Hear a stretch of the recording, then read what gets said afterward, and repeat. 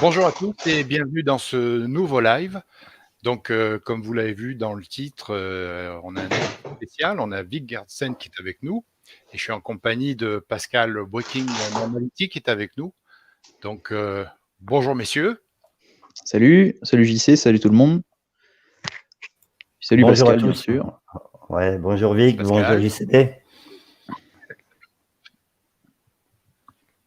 J'aurais un petit mot à dire dès le départ. Je compte à vous dans le chat. Je compte sur vous dans le chat pour souhaiter un bon anniversaire à Pascal. Oh putain. Merci Vic. Tu m'as grillé là. Ah merde. Ah bon T'avais prévu Ouais, t'es sympa là-dessus. L'initiative.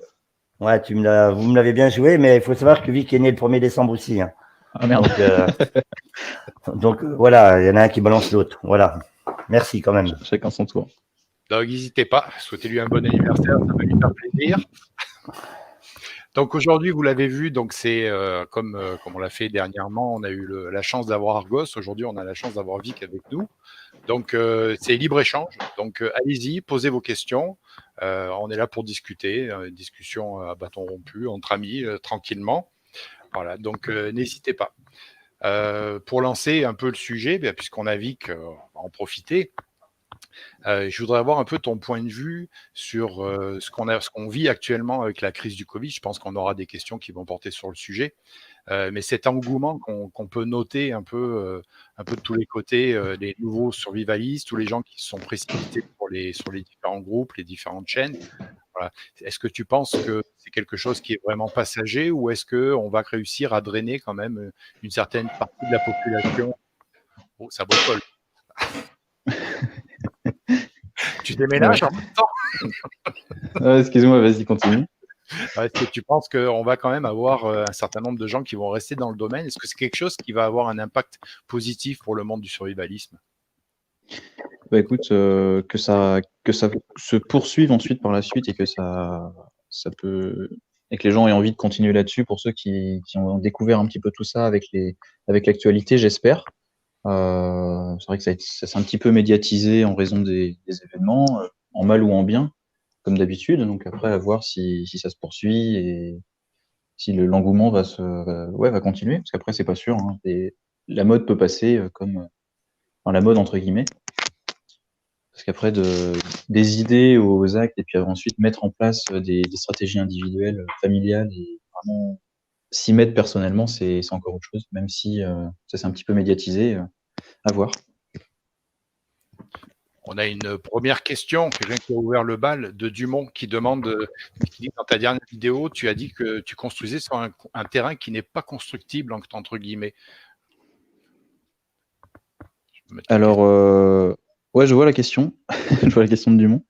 Alors en fait, si c'est constructible, plus ou moins, mais j'ai pas dit qu'il n'était pas constructible, j'ai dit qu'il n'y avait pas de permis de construire, ce qui est différent. Et en fait, juste simplement pour une question de surface, là on a construit avec simplement une déclaration de travaux, une déclaration préalable, comme quand on monte un garage ou, voilà, ou une annexe, ou une terrasse, ou une piscine, ou un abri de jardin. Là, vu la surface de la mini-maison, bien effectivement, il n'y a pas de permis de construire. Mais le terrain en lui-même est un terrain constructible. Pour le prix d'un terrain de loisir, vu la région. Voilà. Ceux qui ont suivi, qui te suivent, que ce soit sur Instagram d'ailleurs, on a vu donc la construction du chalet, on va dire chalet, mini-maison. Ouais, ça c'est ça. Ouais, on appelle ça mini-maison ici. Avant de développer là-dessus, parce que je pense qu'il y aura des questions, est-ce que tu peux revenir un peu sur ton expérience minivan, un petit peu nous dire un peu tu l'as dit un peu dans tes vidéos, mais nous dire ouais. si finalement qu'est-ce que tu en tires comme conclusion? Bah, les conclusions que j'en tire, en fait, ouais, d'avoir vécu en van, je le savais dès le départ que c'était pas forcément un mode de vie qui est durable et qui est compatible vraiment avec du survivalisme. Donc dès le départ, je savais que j'allais pas vivre de manière durable et des années comme ça de façon nomade, mais c'était quand même une petite expérience qui m'a permis d'essayer pas mal de choses. Et puis au niveau de la vie alternative aussi, ça fait gagner un peu en expérience sur pas mal de questions. Mais après d'avoir testé ça aussi, ça m'a donc permis de voir les limites d'un mode de vie comme ça, nomade. Bon, il y a la vie en van, mais il y en a plein d'autres différents qui existent. Le plus commun, c'est quand même le van parce que c'est ce qui permet le plus de confort et de mobilité et de, de résilience, entre guillemets, parce que ça offre quand même un peu plus de capacité de stockage que d'autres types de vie nomade. Mais on est très vite limité et surtout très dépendant des approvisionnements. Parce que forcément, quand on est en van, c'est compliqué d'avoir des poules, un jardin, etc. À moins de se stationner pour, par exemple, pour la belle saison ou pour l'hiver, si on fait l'un ou l'autre, sur un terrain sur lequel on pourra développer un petit peu d'autonomie et sur lequel on posera le van comme on poserait des caravanes ou d'autres habitats alternatifs. Mais donc sans ça, c'est très compliqué d'avoir de l'autonomie. Donc c'est pour ça que j'ai juste simplement tenté l'expérience un moment. Ça m'a permis un peu de voir du pays, gagner en rusticité, en expérience, en pratique sur comme ça vivre un petit peu de manière pas décroissante, mais un petit peu dégradée entre guillemets. Et voilà, une fois l'expérience passée, le projet quand même un petit peu plus durable et un peu plus stable, c'est d'avoir un vrai logement, même si ça reste un habitat alternatif, un logement en dur qui permet de faire du potager, de faire le poulailler, de se chauffer au bois, de produire son électricité, etc. Ce qui, en van, forcément, on peut pas s'installer quelque part et puis on est dépendant surtout des approvisionnements en pétrole. Et en cas de crise, eh bien, on risque très rapidement d'être bloqué. Par contre, le van, comme Argos l'avait évoqué d'ailleurs aussi lui de son côté, sinon ça peut être un très bon moyen d'évacuation. Enfin, Argos, mais pas seulement, hein, pour d'autres on en parlait. Le van peut être une bonne stratégie quand si on a besoin de bouger et de passer en mode nomade, d'avoir un van quasiment autonome, entre guillemets, permet de faire pas mal de distance et avec du confort, beaucoup plus que si on partait avec une brouette et un sac à dos. Voilà, pour la réponse longue. Non, c'est bien. Il y a des questions justement toujours sur le sujet. Ouais. Penses-tu qu'on puisse faire la même démarche que toi, mettre un petit chalet sur un terrain dit non constructible? Ça, je ne saurais pas trop dire. Après, j'imagine s'il y a des s'il y a des autorisations de la mairie, peut-être. Ça dépend aussi du type de surface. Il me semble que sur un terrain agricole, par exemple, c'est peut-être faisable avec dérogation ou si on est soi-même enregistré en tant qu'agri. Mais je crois que c'est assez compliqué. Par contre, la bonne astuce, ça peut être de retaper, je crois, un logement qui est déjà existant sur un terrain qui est pas constructible et l'aménager, et l'améliorer. Une ruine ou un ancien cabanon agricole ou quelque chose. Mais je ne suis pas trop renseigné, à vrai dire, s'il était possible de mettre un chalet sur un terrain non constructible. Ça doit être un peu, du moment qu'il n'y a pas de fondation, on est un peu dans le cabanon. En tout cas, ici, tu as le droit de construire, mais du moment qu'il n'y a pas de fondation, jusqu'à un certain pourcentage d'occupation du sol. Je vois une question, et quelque chose qui est très à la mode en ce moment, on en voit beaucoup parler, on entend beaucoup parler, les containers. C'est une question d'Ozion Harold. Ouais. Tu as un container maritime pour sécuriser ton matériel. Ouais, ça peut être une bonne idée, comme c'est quelque chose en dur. Il y en a même qui sont des logements avec ça d'ailleurs. Après, vu le prix de ce que j'avais vu sur les containers, mais il y a quelques temps, j'ai pas regardé récemment parce que j'avais pas le besoin. Mais le chalet coûte moins cher qu'un container, vu le prix des engins. Mais après, c'est vrai que c'est quelque chose de costaud et qui est aménageable ou simplement utilisable pour du stockage. Mais bon, après, c'est la solution de fortune aussi, hein. Tout ça, toutes les solutions alternatives dont on parle, ça vaudra jamais une fermette transformée en bad, je pense. Une maison en dur. Je sais qu'ici, il y a beaucoup de survivalistes, on l'a vu dans les émissions qui sont passées récemment, qui l'utilisent justement en point de stockage. C'est vraiment sur leur bad, planqué un peu plus loin, même certains enterrés, des zones de stockage justement de matériel et de bouffe, etc. Et je crois que Pascal a une question qui lui brûle les lèvres. Ah bon? Non, j'ai pas de... Non, j'ai pas de question qui me brûle les lèvres, mais c'est vrai que le conteneur maritime d'occasion ou réformé, sont pas si chers que ça. Hein. Je crois que ce qui coûte plus cher avec les conteneurs, Ouais, c'est le c'est ça. transport, hein, de se faire amener. Mais si on regarde les prix des conteneurs 16 pouces ou 20 pouces sur Internet, c'est pas si cher que ça. Hein. C'est de 3-4 000 euros, Ouais. je crois, hein, un Ouais, conteneur ouais, c'est quand maritime. même un. Après, par contre, la livraison, c'est ça le souci, ouais. Parce que c'est pas commode. Voilà, Mm. après, c'est le problème. Il faut une semi, il faut que Mm. ce soit accessible Une à la grue, semi et tout tout. ça. Il faut peut-être une grue, ouais, pour pouvoir le poser. Mais c'est une très bonne solution, le conteneur, hein, qu'il soit à l'extérieur ou enterré. Moi, c'est une option qui me plaît bien, le conteneur. Hein. Ouais, à réfléchir. On a la réponse, je pense, peut-être. Tout essai, il faut que le terrain soit constructible pour avoir la possibilité de construire moins de 20 mètres carrés sans permis. Et ben voilà, c'est ça. C'est exactement ça. Okay. On a la réponse à la question. N'hésitez pas à poser vos questions. On va essayer de répondre au fur et à mesure qu'elles arrivent. Et puis, dans un moment, je vous donnerai la possibilité, si vous êtes intéressé, de nous rejoindre dans le live directement et de venir poser vos questions en personne à Vic. Donc, n'hésitez pas. En attendant que ça arrive. Bah, il y en a un qui marquait par chez moi 1500 € le conteneur sans transport. C'est quand même pas mal. Hein. Ah ouais, là, c'est une bonne opportunité alors. Oui, Chris 80, bonjour à toi. Je sais qu'ici, c'est très, très tendance en ce moment. Et puis, bon, en plus, il y a des gens qui font carrément des habitations avec. On voit, il y a des compagnies qui sont spécialisées pour regrouper des containers, les ouvrir à l'intérieur, faire vraiment des maisons. Ça reste quelque chose d'intéressant. Par contre, il y a une question de Arnaud. Là, je me demande si ça fait pas 2 fois qu'il la pose. Arnaud Berthier, là. Une question pour Vic. Ouais. Comment tu as fait pour avoir une adresse postale, mon ami? À vrai dire, suffit d'avoir un justificatif de domicile et on peut faire pas mal de choses. Et après, le justificatif à l'adresse, simplement changer l'adresse de son forfait téléphonique, simplement. Après, ça permet d'avoir des factures avec la bonne adresse et qui est un titre légal de justificatif de domicile. Ce qui peut être la bonne astuce pour ensuite faire toutes les démarches qu'on veut avec une adresse légale. Autrement, il y a l'option boîte postale aussi. Hein. Je pense que ça se fait toujours, ça, les boîtes postales, non? Ouais, je sais pas trop. Après, c'est un service qui est payant dans tous les cas. Ouais, c'est. Il y a Corinne qui vient de nous rejoindre. J'en profite pour te signaler que c'est l'anniversaire de Pascal, au passage. Puis... ça va savoir, les amis.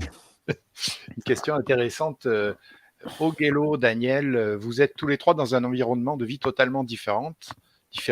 Quelle est la chose la plus difficile que vous ayez eu à mettre en place pour votre préparation? Merci pour tous vos partages. Ah, c'est une super question. Oui. Vous voulez commencer peut-être? Ah, vas-y. Ah, le temps que je trouve, l'idée, c'est pour ça. Pascal, vas-y. Non, bah, moi, j'ai déjà passé un coucou à Angelo Daniel. Hein, c'est un abonné à moi. On s'est rencontrés déjà 2 fois au salon du survalisme à Paris. Et c'est un super mec. Et voilà, surnom Tintin, parce qu'il ressemble un peu à Tintin, là, professeur Tournesol et toute la clique. Donc, bonjour Angelo. Après, quelles sont les choses les plus difficiles qu'on ait eu à mettre en place dans la préparation? Je sais pas. Moi, perso, là, au premier abord, j'ai pas d'idée. Vas-y, Vic, prends le relais, s'il te plaît, mon ami. On va se passer le relais comme ça. Balance la JCB, balance la JCB. La passe. Vas-y. Je la prends au vol. C'est simple. Ce qui est difficile, c'est que les vidéos qu'on fait, que je mets sur la chaîne, c'est des vidéos généralistes, c'est des vidéos pour les débutants. Et j'essaye d'être large, j'essaye de ne pas tenir compte de ma situation réellement, parce que nous, c'est particulier. On est au Québec, le climat, c'est quelque chose de très particulier. Par exemple, d'aller camper en plein hiver à -40, c'est des conditions qui sont extrêmes, c'est quelque chose de très compliqué. Donc, il y a certaines choses dont je vais parler qui correspondent à un climat moyen, à une situation moyenne, mais qui en réalité ne correspondent pas à ma réalité. Moi, mon objectif, si on devait évacuer le domicile en plein hiver, c'est pas d'aller me construire un camp dans les bois et puis de faire un petit feu et tout va bien. Il faudrait absolument trouver un abri quelque part. Voilà. Donc, pareil pour la nourriture aussi, les cultures, si on veut faire des cultures, nous ici, la saison est extrêmement courte. Donc, les semis, ça doit se faire assez tôt, ça doit se préparer assez tôt. Et puis, on a très peu de temps pour récolter. Voilà, on peut aller sur plein de trucs. Par exemple, l'énergie. Je suis dans un quartier ou dans un coin où il y a énormément d'arbres, très très hauts, très très grands. Le solaire, c'est quelque chose de quasiment inutilisable. Et avec la neige l'hiver, c'est aussi quelque chose de très compliqué. Il y a nettoyer les panneaux qui seraient sur le toit, etc., avec un rendement qui serait extrêmement faible. Donc, c'est toutes des particularités qui correspondent à la situation de chacun. Comme le dit Wall-West, ça dépend de qui tu es, où tu es, ce que tu fais. Voilà, ben, c'est exactement ça, quoi. Je passe le relais. Pascal, tu veux prendre? Bah, moi, je dirais dans la préparation, je crois que pour moi, ce qui a été le plus dur à mettre en place, c'est le potager, au fait. Parce que j'ai pas trop la main verte. Heureusement qu'il y a Daniel qui chapeaute le tout et qui a plus de patience que moi. Mais pour moi, c'était le plus dur, c'était le potager, je pense. Parce que ça prend du temps, il faut avoir des connaissances, c'est pas si facile que ça, hein. T'as bien vu, toi, lors de ton périple nomade, là, t'as bien vu que planter des légumes et tout ça, ça se fait pas comme ça du jour au lendemain. Et voilà. Ok. Moi, je vais faire une réponse assez simple et puis qui englobe un peu tout finalement. C'est, étant donné que là, le projet se redémarre, la difficulté, c'est de tout reprendre à zéro, finalement. Partir de zéro pour l'eau, partir de zéro sur la construction, partir de zéro sur le potager, on a redémarré cet été, partir de zéro sur l'élevage, partir de zéro sur l'énergie, le chauffage, l'électricité, le solaire, ça, tout est à faire. Donc, tout se fait petit à petit, mais il n'y a pas vraiment une difficulté précise, c'est que chaque chose se démarre un peu en même temps ou au fur et à mesure. Donc, la difficulté est peut-être là, ouais, de trouver du temps et les moyens et les idées et les connaissances pour que tout avance bien et vite. Mais ça se fait petit à petit. Hein. Il faut. Voilà.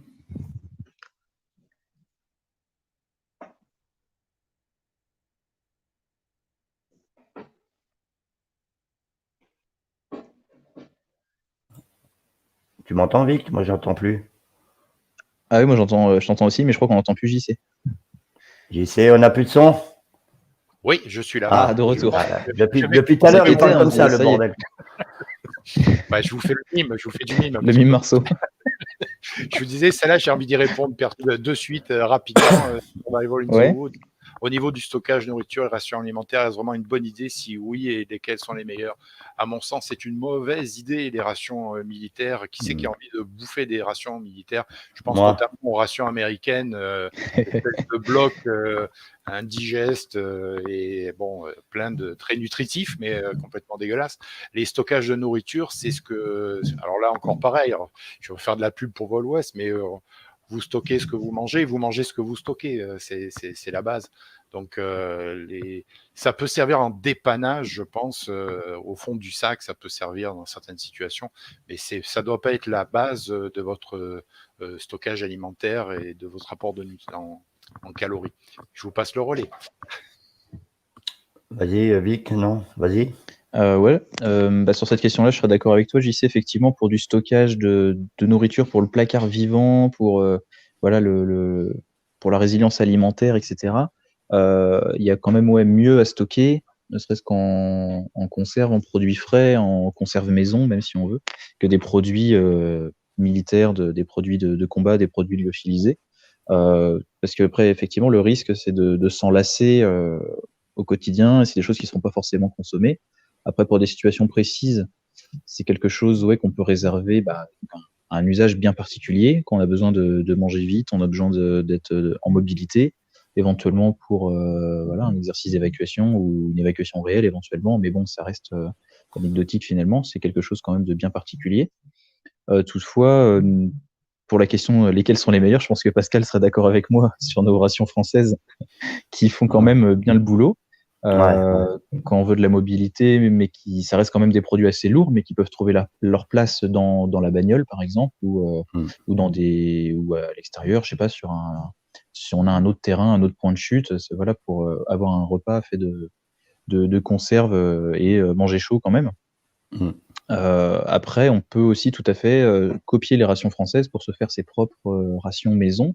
Vu les produits qu'il y a dedans, c'est très facilement réplicable pour se faire un espèce de panier repas, en tout cas une ration maison qu'on pourra, pareil, stocker, délocaliser et avoir en un seul endroit un repas complet et simplifier la logistique que d'avoir un deuxième stock avec un petit peu de tout pour ensuite composer un repas et se prendre la tête à la dernière minute. Le fait de préparer des rations maison, ça peut être une idée aussi pour avoir un plateau repas avec tout inclus, avec voilà, une soupe en poudre, une boîte avec un repas, un plateau, un plat chaud, pardon, et voilà, les petits assortiments qui vont avec, en cas de besoin. À ton avis, Pascal? Moi, mon avis, c'est les rations de combat déjà de l'armée française. Pour moi, et pour beaucoup de personnes, c'est une des meilleures du monde. Un apport calorifique par jour, c'est quand même pas mal. Après, moi, j'en ai eu quelques-unes. On en a 2 dans chaque voiture, toujours en mode secours. Et après, comme tu disais, Vic, il est peut-être plus judicieux de se faire un modèle de ration de combat de l'armée française spécifique à soi-même et de les acheter les produits dans le commerce. Je ne sais plus qui avait fait une vidéo là-dessus. Il est très facile de les refaire dans un sac Ziploc, tout en essayant de respecter un apport calorifique journalier. De toute façon, tout bon militaire qui se respecte, la première chose qu'il fait quand il ouvre une ration de combat, il fait le tri. Donc, on fait des échanges. Ouais, on fait des échanges, on échange le pâté, le truc. Tiens, tu prends le fromage, le machin. On a toujours tous fait ça avec les rations de combat de l'armée française. Donc, il est plus judicieux de se les faire, comme tu as dit, en modèle civil et puis de se les créer avec des produits dans le commerce. Oui, puis des choses qu'on aime, ce qui permettra d'être sûr que ça sera consommé et qu'il n'y aura pas de pertes et de gâchis. Bon, après, en situation de besoin, on mange ce qu'on a, hein, mais en théorie, voilà. Ouais, mode secours, c'est pas mal. Ouais. Oui, c'est pour ça que je précisais par rapport aux rations américaines qui sont il y a beaucoup de gens que ça s'est vendu très cher, d'ailleurs, ça se vend très cher actuellement. Une espèce de bloc nutritif, mais enfin, bon, qui c'est qui a envie de manger ça? C'est vrai que la ration française, elle est considérée comme étant la meilleure. Elle est très demandée. Bon, un petit bonjour à Théo Farman qui vient d'arriver aussi. J'ai vu passer une question de Dumont qui demandait si on était plutôt réchaud au gaz, bois ou alcool. Tout dépend. Ouais, je pense, je suis comme toi, Vic. Ouais, tout dépend de la situation, du lieu, de l'altitude. Il y a plein de trucs qui rentrent en compte, au fait, avec un réchaud. Ouais, moi, j'utilise les trois selon la situation, mais vas-y, je te laisse répondre si tu veux. Après, il y en a que j'ai à la maison, mais j'ai pas trop utilisé et que j'ai pas beaucoup montré en vidéo, je crois. C'est le réchaud multifuel, au fait, hein, où on peut mettre de l'alcool à brûler, de l'essence, du gasoil, divers polycarburants. Je pense qu'en mode dégradé, le multifuel est pas mal. Hein. Il y aura toujours un fond de réservoir, un fond de bouteille d'alcool à brûler. Et en mode dégradé, je pense que c'est le plus idéal. Mais moi, je suis plutôt en mode courant. Je suis plutôt réchaud gaz. Voilà. Ouais, bah, du coup, pour les réchauds, effectivement, le réchaud à gaz, pareil, c'est peut-être celui à utiliser en premier choix. Il est plus puissant, plus discret, c'est celui qui va pas faire d'odeur, ce qui va être le moins dangereux aussi, ce qui est important. Puis on va facilement pouvoir l'utiliser aussi chez soi, par exemple, en cas de coupure. Voilà, par exemple, pour le citadin qui a que des plaques électriques, coupure d'électricité, d'avoir un petit réchaud à gaz de camping en backup, c'est ce qui va bien marcher. Ça va être compliqué d'utiliser le réchaud à bois, bien sûr, en appart. Après, lui, le réchaud à bois, franchement, ça serait plutôt aller pour du bushcraft ou pour le plaisir, etc. Mais ça va pas forcément être le premier choix, étant donné qu'il va être moins fiable aussi, éventuellement selon la situation plus compliquée à faire marcher. On n'est pas sûr de réussir à s'en servir. Et il demande autant de travail que faire un feu ouvert par terre. C'est juste qu'il apporte plus de performance et plus de praticité. Après, voilà, ça va pas forcément être l'idéal, à part sur du très long terme. Effectivement, c'est peut-être l'énergie la plus durable. Les bouteilles de gaz, une fois qu'on en a plus, on est marron, quoi. Ça va être très compliqué d'en refabriquer soi-même, alors que d'avoir un réchaud à bois en backup, on sait que ça fonctionnera toujours. Même selon les réchauds à bois, on peut mettre de la paille, des brindilles, du papier, tout va y passer. Sur ceux qui sont un petit peu améliorés et qui ont une bonne combustion. Et puis les réchauds alcool, par contre, c'est d'ailleurs pour ça c'est le type de réchaud qu'on a dans les rations de l'armée, parce que c'est ce qui permet le plus de mobilité et de légèreté, et qui prend le moins de place. Après, c'est le moins puissant, le moins performant. Si on veut réchauffer une tasse d'eau ou chauffer une boîte, c'est ce qui va fonctionner, mais il en faut énormément si on en veut sur du long terme. Et qui plus est, du liquide, par exemple, de l'alcool liquide, lui va être très dangereux, puisqu'on non seulement on voit pas la flamme, ça fait pas de bruit, mais par contre, il y a un risque de le renverser et de créer des incendies très, très facilement. Donc, il y a des risques aussi. Donc, effectivement, moi, comme Pascal, je conseillerais le gaz en premier choix, quelle que soit la situation. Ce sera vraiment le top. Pas mal d'accord avec vous, ça dépend de la situation. C'est bien d'avoir le choix. Donc, si vous avez des questions, n'hésitez pas. Après, en réchaud en bois, j'avais vu celui de mon ami Nico Firearm, hein, quand il était passé à la maison, il m'avait montré le Biolis, là, où tu fais du bois. Avec le bois, tu produis de l'électricité, ça peut être une bonne option secours aussi. Ça. Après, c'est pas donné. Ça a certain poids, parce que moi, celui que j'ai vu à Nico, il était bien balèze, son bordel, là. Mais ça peut être une option secours pour recharger son téléphone, ça peut être pas mal. Ouais, c'est une belle invention, c'est vrai. Après, vu le prix, le poids et puis les performances énergétiques, j'aime autant avoir d'un côté un réchaud à bois et puis de l'autre côté des panneaux solaires. Enfin, un petit panneau solaire pliant, par exemple, de rando. Ouais, c'est pas mal. Ouais. Pour pas mettre tous ses œufs dans le même panier et puis pour limiter aussi, gagner en légèreté et en production. Après, comme je vois un commentaire là du Mont, là, il y a le réchaud M71 de l'armée suisse qui est pas mal. Moi, j'en ai un et je l'ai souvent présenté dans mes vidéos. Le problème avec ce réchaud, c'est que l'envoi est aussi cher que le prix du réchaud. Hein. Et après, mais en petit réchaud secours, le M71, hein, c'est une petite gamelle avec un couvercle qui se ferme avec un joint et un petit support de gamelle qui s'emboîte autour de l'emballage. Là. C'est pas mal. Et puis ça marche au gel. Je vais dire, c'est un peu moins dangereux que l'alcool à brûler. Et c'est très efficace. Hein. En mode secours, moi je l'ai toujours dans mon sac Bob. Et c'est pas mal comme option. Et on peut le recharger avec du gel Fire Dragon, là, du gel combustible. Et c'est pas mal hein, comme solution, le M71. Ouais, ça, c'est un bon petit réchaud. Ouais. Est-ce qu'il y a des questions, mon ami JCB? Ton œil vigilant. J'ai une question de Flavien Roux. Quelle radio dynamo solaire et AA conseilleriez-vous pour la randonnée et recharger des téléphones? Vas-y, Vic, parce que je pense que tu maîtrises le domaine. Hein. Il me semble que tu avais présenté un truc comme ça. Ouais, quelque chose que. Après, c'est pas forcément le meilleur, parce que j'ai pas testé tout ce qui existe forcément, mais celle que je connais bien, c'est celle que font Duronic, qui ont un bon rapport qualité-prix. Après, il y a peut-être des plus grandes marques qui proposent un produit un peu plus sérieux, mais ils ont plusieurs modèles chez Duronic qui sont en général pas trop chers. C'est dans les 15, 20 euros, 30 euros selon le modèle et selon la capacité, mais ils en font des solaires dynamo et qui permettent de recharger un téléphone portable, tout en faisant lampe de secours en même temps. Donc ça peut être une bonne idée. Mais après, je connais pas tout ce qui existe. Hein. Il y a peut-être encore mieux. Il y a différents modèles. Moi, je sais que j'en ai une petite qui fait solaire, dynamo, donc ça permet de rester en contact avec la radio. Donc ça, c'est déjà pas mal. La petite lampe dessus, etc. Bon, c'est vrai qu'il y a une charge au départ qui est intéressante, mais il faut penser à les tenir chargés régulièrement. Donc quand on tombe en coupure, ça permet de recharger assez facilement un cellulaire et puis de pouvoir téléphoner, faire ce qu'on veut. Par contre, quand on est vraiment à sec sur la batterie et qu'on passe en mode dynamo, il faut tourner longtemps pour avoir un peu d'électricité et puis être capable de remonter son téléphone.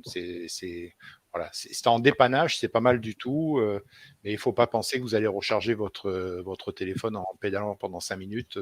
Ça prend énormément de temps et beaucoup d'énergie pour être capable de repasser un coup de fil en cas d'urgence, mais c'est tout à fait faisable en cas de secours. Ouais. Moi, c'est pas mon option favorite, la lampe dynamo, radio. Je cours pas après ce système-là, moi. Je casse l'ambiance, mais bon. Non, je pense que Théo Farman n'a pas bien compris. Ah bon? Qui c'est qui en a une petite? J'ai dit que j'avais une petite radio. Ah ouais. Ah, mais c'est le froid, ça réduit. Ouais, on est tous pareils, là. J'ai vu passer une question encore Survival in the Woods. Votre famille, vos proches étaient-ils au courant de votre tendance survivaliste? Et si oui, comment l'ont-ils pris? Il nous dit que lui, perso, il évite le sujet. Qui se lance? Ouais, je veux bien. Si. Vas-y, j'irai après, moi. Moi, de mon côté, pareil, j'évite aussi le sujet, mais d'autant plus depuis le départ, depuis des années, j'ai toujours évité de faire du prosélytisme là-dessus, de vraiment essayer de forcer, communiquer, montrer ce que je fais, etc. Après, pour autant, avec le temps, les plus proches le savent et le comprennent et le prennent très bien, et même s'en inspirent parfois. Et après, pour le dire assez humblement, mais peut-être que j'ai entre guillemets montré l'exemple sur certaines choses, je ne saurais pas trop dire, mais en tout cas, ça n'a jamais été vu de manière négative. J'ai eu cette chance-là de mon côté. Ouais. Pour moi, je vais dire, les gens ils comprennent, hein, avec mon passé de militaire, ça facilite plus les choses. Après, j'en parle aux gens, j'en parle avec les personnes. Si on vient à rentrer dans ce domaine, à ce domaine-là, c'est arrivé là sur mon dernier emploi dans les TP. Le mec, il a vu la bague à Volvest, l'analgène et tout. Il m'a dit la chauve-souris mal cuite. Bon. C'est dit, on parle le même langage, en fait. Après, non, moi, je cache rien de particulier. Les gens qui me connaissent savent que j'étais militaire et puis ça a toujours été un peu tout au système D. Après, voilà, j'en parle pas forcément, mais moi, j'ai l'inconvénient, c'est qu'on voit ma tête, vu qu'on voit pas sa tête. T'avais les lunettes avant? Ouais, bon, j'avais toujours la même forme de tête, hein, donc elle est toujours cylindro-ovulaire, hein, donc ah putain, excusez-moi. Les affaires qui reprennent.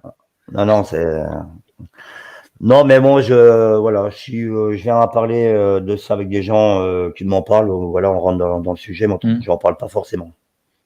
C'est rigolo ton exemple avec l'analgène, la bague, tout ça, parce qu'en fait, je me rends compte avec les années qu'on a vraiment à la fois un jargon et une sous-culture en fait qui nous est commune, qui font qu'on arrive à se repérer entre nous, à se comprendre entre nous, sans forcément être grillé par les personnes qui connaissent pas du tout le milieu. C'est assez amusant. Ouais, c'est vrai que quand on a tous des petites mimiques indirectes survivalistes, hein. Peut-être toujours le petit couteau de poche, la casquette, le sac à dos fait beaucoup, les chaussures, l'analgène, hein, tout le monde se balade pas avec une algène, hein, donc il y a vraiment des gens qui ont un certain retour d'expérience qui ont des nalgènes, toi. Donc la bague style Volvest là en caoutchouc, quand tu regardes, il y a beaucoup de survivalistes ou de youtubeurs qui l'ont et il y a des signes comme ça, quand tu regardes les gens, tu dis, ouais, il y a un truc, c'est le petit bracelet paracorde. Donc, Ouais, il y a des signes qui ne trompent pas. Ouais. C'est sûr. Je réponds aussi. Donc, moi, j'ai fait une vidéo là-dessus pour expliquer un petit peu ma façon de voir. Je pense qu'on peut on peut en parler autour de nous, mais avec les gens qui ont déjà la fibre un petit peu, qui ont en passant par des thèmes assez simples. Je veux dire, comme nous, par exemple, on a pas mal de coupures d'électricité depuis quelques années à cause des problèmes d'élagage, etc., qui sont des arbres qui ne sont pas entretenus. Donc, les gens connaissent ça au Québec, enfin, dans ma région en tout cas. Voilà, donc le fait on peut discuter d'un peu de préparation sans mettre le mot survivaliste, parce que dès qu'on met le mot, ça y est, on est étiqueté, mais d'être un peu prévoyant, c'est quelque chose qui se fait pas mal ici. Après, moi, si je montre ma face, parce que la plupart des gens qui regardent ces vidéos sont en France, que je vis au Québec, donc voilà, la discrétion, j'en ai pas forcément besoin, mais bon, j'en parle pas plus que ça, quoi.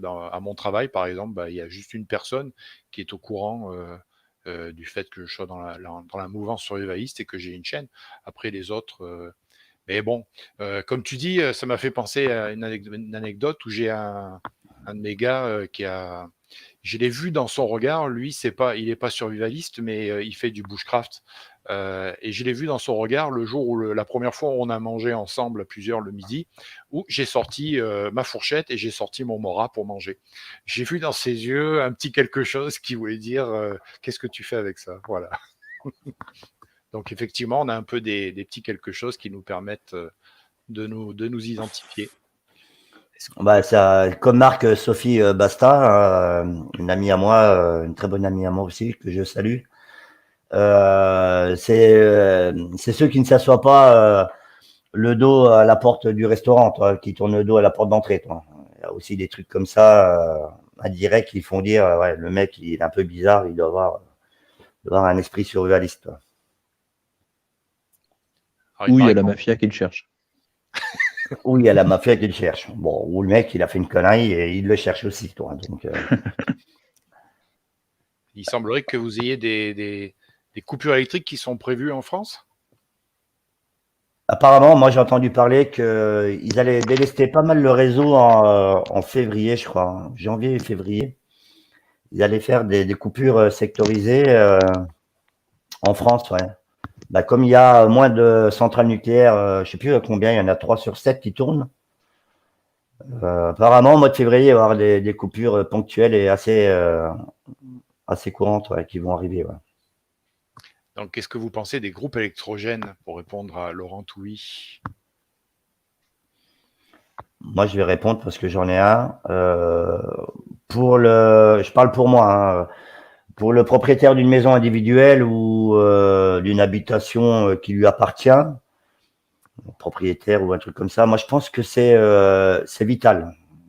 Il faut après, il faut adapter son groupe par rapport à son utilisation au niveau de la maison. Moi, si j'ai un groupe, c'est pour avoir de l'éclairage, faire tourner mes frigos et tout ça. Mais je pense qu'il faut en avoir un et je conseille d'en avoir un. Même en avoir un de 1000 watts pour brancher sur sa maison et avoir que l'électricité ou remonter le volet électrique et tout ça. Mais il faut en avoir même un petit, mais je pense qu'il faut en avoir un. Moi. Ouais, je suis assez d'accord. Après, nous, on a juste un petit de 700 watts qu'on s'est procuré. C'est plus, nous, pour de l'outillage ou pour du dépannage. Après, je pense qu'en complément aussi, c'est pertinent de déjà trouver des systèmes alternatifs qui n'utilisent pas d'électricité. Comme par exemple, récemment, Pascal, tu t'es installé un super poêle à bois. Voilà, ouais, par rapport, ouais. Putain, c'est de bonheur, ça. C'est de bonheur, ça. Je te vois en t-shirt, c'est qu'il doit faire bon. Et là, et encore, tu vois pas en dessous de la caméra, je suis en slip. Hein. Non, c'est pas vrai, je rigole. Le slip Légion. Non, il faut, ouais, comme tu dis, ouais, il faut quand même avoir des modes de secours électriques. Il faut, nous, je vais dire, t'es venu à la maison, Vic, quelques jours. T'as bien vu, il y a quand même des modes de secours. On a une gazinière avec des bouteilles de gaz. Maintenant, on a le poêle à bois pour le chauffage et peut-être pour faire cuire des aliments avec des gamelles dessus. On a un poêle à bois et on a un groupe électrogène pour alimenter la maison en minimum de courant. Toi, tu en as un petit tu as dit 750 watts. Ben moi, je dis c'est très bien, même pour une maison individuelle, tu branches ça sur la maison, tu peux allumer quelques ampoules. On te demande pas de faire cuire un poulet dans le four. Mais moi, je pense que même pour que l'éclairage de la maison, c'est important. Ouais. Et recharger des téléphones, ouais. Un petit frigo, un petit congèle, il va le supporter, ton petit groupe. Il faut même commencer en commençant avec un petit comme toi, c'est bien. En tout cas, voilà. Ouais. Parce que pour la famille qui a, je sais pas, une grande maison avec des enfants et qui se chauffe tout à l'électrique, le jour où il y a une coupure, ça va être difficile. Surtout si ça se prolonge plusieurs jours en plein hiver. Ouais, mais bon, si quand tu fais des réflexions comme ça, et moi, ça m'est arrivé, je vais te donner un exemple concret, un secret d'État. Quand je travaillais en EHPAD, j'étais agent de maintenance en EHPAD avant, j'ai accordé une priorité sur le bon fonctionnement du groupe électrogène de l'EHPAD et je forçais le truc en disant à mon directeur, ouais, mais on est tenu de faire d'avoir 30 heures de secours du groupe électrogène. Et lui, il me répondait, ouais, mais en 99, il n'y avait pas eu de coupure d'électricité, toi. Donc, il faut avoir ce mode secours, je pense. Ouais. Oui, c'est important. Tu vas peut-être faire monter des gens. Il y a peut-être des gens qui veulent monter, mon ami JCB. Je viens de mettre le lien. Je ne sais pas si vous le voyez correctement. Essayez de cliquer dessus pour voir et puis vous allez pouvoir monter, venir nous rejoindre et venir discuter avec nous tranquillement. Ouais, ça peut être sympa à monter. Là, pour une fois que vous avez 3 super bons youtubeurs, là, les gars, il faut monter. Hein, même Corinne, elle peut monter. Hein, je pense qu'elle va esquiver, Corinne. Mais non, tu vas pas esquiver, Corinne. Elle est où, Corinne? C'est taillé. Au moins, faites-moi un test pour me montrer que le lien fonctionne bien, parce que là, je le vois, il est un peu bizarre. Donc, je ne sais pas si vous êtes capable de cliquer dessus et puis de monter. Autrement, je regarde les questions. Oui, ça a l'air de vouloir marcher, puisque je vois que j'ai Mr. White qui est ici.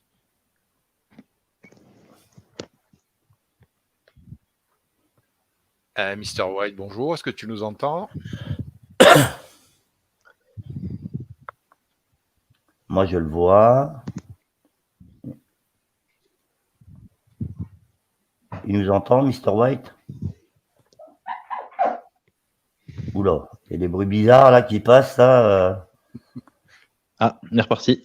Et reparti. Donc, n'hésitez pas, cliquez sur le lien pour voir si ça marche. Et venez poser. En tout cas, ça marchait. Ça avait l'air de marcher, oui. Je suis en train de regarder.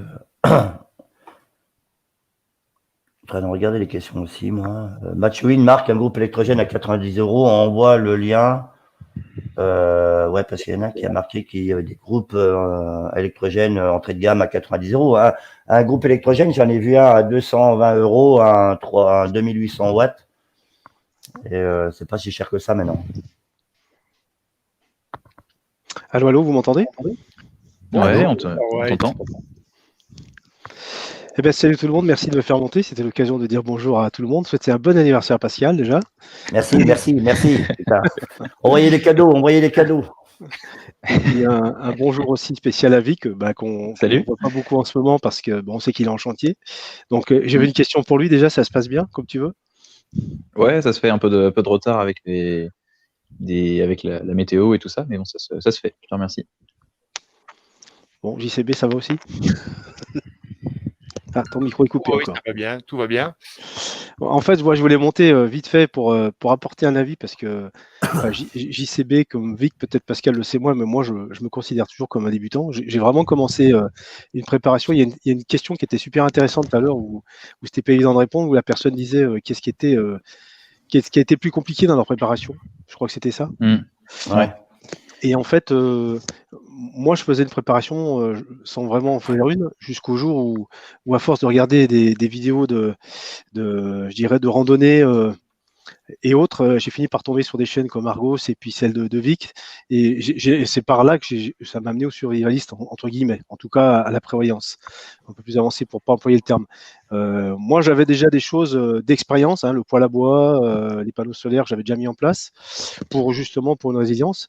Mais si je pouvais apporter juste mon expérience, c'est juste pour dire que finalement, le plus dur dans une préparation, c'est de respecter une préparation horizontale, parce qu'on a toujours des domaines où on a plus envie d'avancer que d'autres. Et de toute façon, la préparation elle va forcément dépendre du porte-monnaie, inévitablement. Parce que c'est le nerf de la guerre. C'est vrai qu'il vaut mieux avoir à boire et à manger qu'avant d'avoir des armes. En même temps, bon, voilà, on ne sait pas de quoi sera fait demain.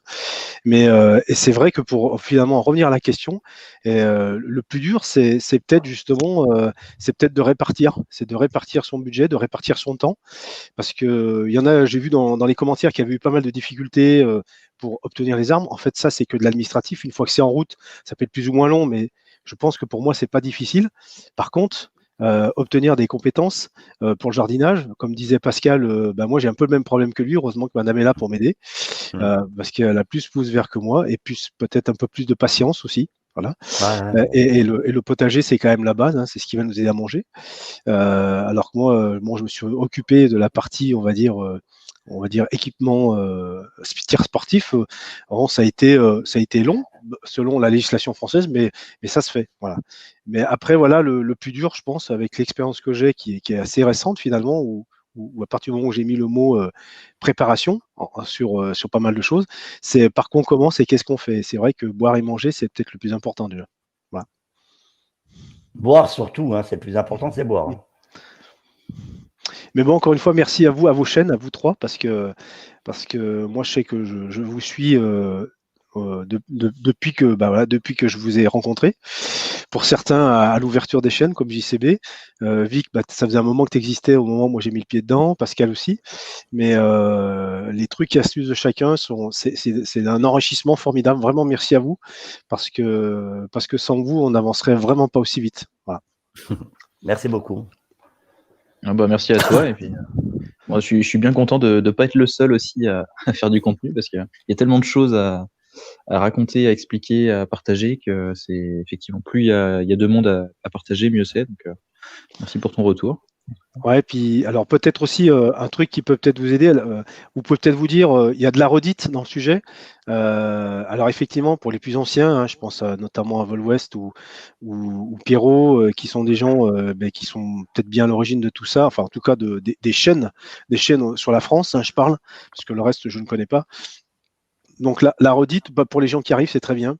Parce que c'est très compliqué d'aller fouiller dans un blog où il y a 500 vidéos. Hein. C'est très compliqué de retourner chercher une vidéo parmi tant d'autres quand vous en avez fait plein de vidéos. Donc forcément, il y a forcément de la redite. Mais moi, je pense qu'il y aura de plus en plus de gens qui vont venir, qui vont s'y intéresser, parce que inévitablement, il suffit de se poser 5 minutes et de réfléchir. On se rend bien compte que ça marche plus tellement comme ça marchait. Et donc la redite, à mon avis, a tout son sens à l'heure actuelle. Voilà, donc n'hésitez pas, hein, parce que même si des sujets ont déjà été vus et revus, pour ceux qui arrivent, qui débarquent sur les vidéos, qui connaissent pas l'ancienneté des autres chaînes, qui connaissent pas les autres chaînes non plus, c'est toujours bien pour eux. Voilà. Ouais, tu as totalement raison, parce que de toute façon, on fait que bien souvent que répéter ce qui a été déjà fait. Mais je pense que ça a son utilité. On le voit rien que par les questions qu'on reçoit autant sur Facebook que sur YouTube. On répond souvent aux mêmes questions. Des choses qui sont même dans nos vidéos peut-être déjà, mais on voit que les gens qui arrivent, c'est peut-être un phénomène de facilité qui fait qu'on se pose une question, au lieu de chercher, on demande à la personne de nous aiguiller ou de nous répondre, puisqu'on était un peu aussi dans les armes. Est-ce que vous pouvez expliquer vite fait, bien fait, à Survival in the Wood, l'obtention d'une licence de tir? Moi, j'en parle, puis après, je vous laisse la place, parce que c'est tout neuf. Donc, je viens de le faire. Moi, je l'ai fait en 2020 là. Donc, j'avais une expérience de tir due à l'armée et à la réserve que j'ai fait pendant pas mal d'années. Et après, j'ai pas retouché d'autres, et je me suis remis en 2020. En 2020, vous voyez, hein, pourtant, on est dans une année pas très faste à ce genre de truc, mais en tout cas, je me suis inscrit au club si je dis pas de bêtises, en janvier 2020. Si je voulais de la catégorie B, à ce moment-là encore, au niveau de la législation, elle n'a pas tellement changé de ce côté-là. Il fallait faire un tir contrôlé tous les 2 mois, séparés de 2 mois. Donc, il faut faire 3 tirs contrôlés séparés de 2 mois. Donc, 6 mois après, une fois que j'ai intégré le club, et que j'ai fait ces 3 tirs contrôlés, je peux faire une demande en préfecture de catégorie B. Donc, c'est un tas de papiers. Hein, donc, là, les clubs sont là pour vous aider.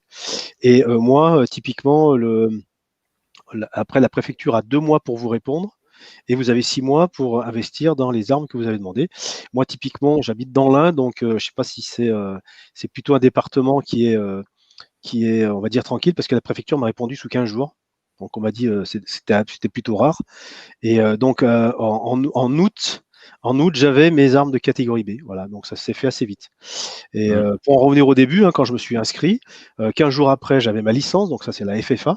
Et là, déjà, avec ma licence, je pouvais aller dans une armerie, acheter une catégorie C, genre carabine 22, calibre 12, c'était tout à fait possible à partir du moment où vous avez votre licence. Et les catégories B arrivent à ce moment-là. Mais la règle d'or, déjà, ouais, c'est on s'inscrit dans un club et c'est après en fonction du club et je dirais de la préfecture de votre département que les choses avancent plus ou moins vite et de la FFA, bien sûr. Voilà. Mais il n'y a rien de très très compliqué. Il y a un peu de paperasse à faire à un moment donné pour la catégorie B. Mais voilà, moi c'est vraiment tout neuf. Donc je pense que je suis, on va dire, update, si on peut le dire comme ça, au niveau de la législation.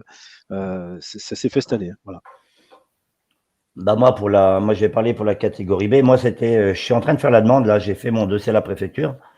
Et moi, ça a pris plus de temps parce que c'est le relationnel avec le directeur de tir, enfin le directeur du stand de tir.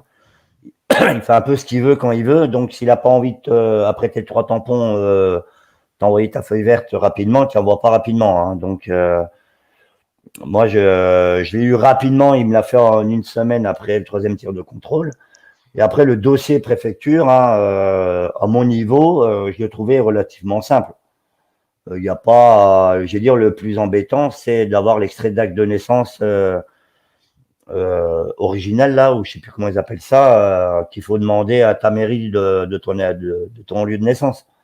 À part ça, il n'y a rien de compliqué. Hein, Ouais, c'est ça, c'est juste une série de papiers. Il ne faut pas qu'il en manque un et ça se déroule du premier coup. Ouais. Ah ben, j'espère qu'il ne va pas en manquer un, parce que alors là, je vais péter une pile, moi. Mais voilà, normalement, d'après les infos que j'ai eues indirectes de la préfecture, ça devrait bien se passer. Si tout se passe bien, peut-être que la semaine prochaine, j'aurai mon sésame et voilà. Et dans l'avenir, voilà, je ferai peut-être des vidéos avec le Glock 17. On croise les doigts. Ah ben putain, c'est les doigts et les pieds, je crois tout, mon pauvre. Hein, là, tout croisé. Mais tu sais que YouTube n'aime pas tellement les vidéos avec les armes quand on tire. Hein. Ouais, ça dépend ce qu'on raconte aussi. Et puis, ouais. Ouais, c'est pour ça que j'ai créé un autre truc qui. Comme il me la glisse, il veut que je parle de Patreon. Attends, il m'a tiré une perche, un truc de fou. Ouais, bah, je comprends ta perche. Bah, dans l'avenir, il y aura des vidéos de tir sur Patreon, voilà. Mais c'est pas le sujet du soir. Voilà. Et ouais, du coup, pour la question de Survival Wood, là, sur comment on fait, bah, là, il est inscrit, normalement, c'est bon. Hein. Il va bientôt recevoir sa licence. Un coup de tampon du docteur, et hop, à l'armurerie, une palette de 12, et c'est bon. Ouais, après, il y a ce que les gens oublient aussi, hein, une licence de balle-trap fait l'affaire aussi, hein, et il y a moins de contraintes et c'est moins cher qu'une licence de tir sportif. Hein. Une licence de balle-trap, il me semble, c'est 80 balles, je crois. Et vous avez, moi à l'époque, j'avais acheté mon Mosanagan avec une licence de balle-trap. Hein. La réglementation est faite comme ça, hein, donc l'accès aux catégories C est plus rapide. Ouais, contrairement à l'idée reçue, effectivement, la licence de balle-trap ne limite pas aux 12. On peut vraiment s'acheter tout ce qu'on veut avec la licence de balle-trap. Effectivement, j'ai confronté à la question en ce moment. Ouais, si le 308 est en catégorie C, il me semble. Oui. Avec une licence de balle-trap, c'est la réglementation t'autorise à acheter un 308, hein, toutes les armes de catégorie C. Donc, c'est un peu le truc bizarre de la réglementation sur la détention des armes en France. Mais c'est la loi, c'est comme ça. Hein, donc, c'est plus rapide. J'ai François qui vient de nous rejoindre. Bonjour. Je savais pas que j'allais m'incruster aussi facilement. Salut. Bonsoir. Bon anniversaire Pascal. Merci Bon François. anniversaire C'est un mec bien. Pascal. Et puis bonjour tout le monde. J'adore vos chaînes, tous les trois.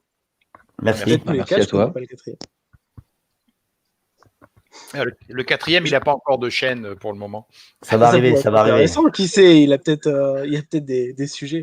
Je crois qu'il y a énormément de sujets dans le survivalisme dont on parle pas assez. Et, Oui. C'est vrai. Bon, je pense à élevage, à autoclave, toutes les choses comme ça. J'ai l'impression qu'on parle beaucoup et qu'on revient beaucoup sur les sujets qui attirent les gens. Donc les armes, le bushcraft.